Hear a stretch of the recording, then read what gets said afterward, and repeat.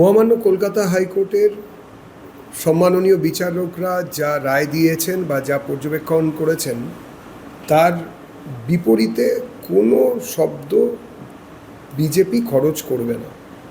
তার কারণ হচ্ছে যে আমরা আদালতের রায়ের প্রতি শ্রদ্ধাশীল, কিন্তু যারা বিভিন্ন সময় এই মামলাকে কেন্দ্র করে যে ধরনের নাটক রচিত হয়েছে যারা দেখেছেন তারা জানেন কি চলেছে। প্রথমত, একজন সাংসদ ভারতবর্ষে বা ভারতে এমন কোনো জায়গা নেই তিনি যেতে পারেন। ভারতে এখন স্বাস্থ্য পরিষেবা এতটাই উন্নত যে সারা পৃথিবীর লোক সস্তায় নির্ভরযোগ্য স্বাস্থ্য পরিষেবার জন্য ভারতে আসেন, এমনকি ইউরোপিয়ান দেশগুলো তার ব্যতিক্রম নয়।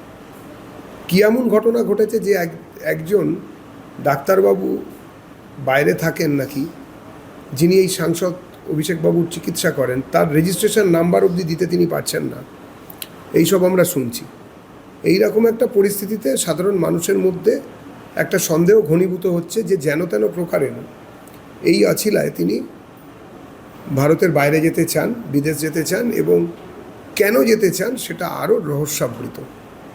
একজন সাংসদ, তিনি শুধু সাংসদ ছিলেন না, তিনি সরকারি দলের প্রথম সারির নেতা বা প্রথম নেতা বলা যেতে পারে, এবং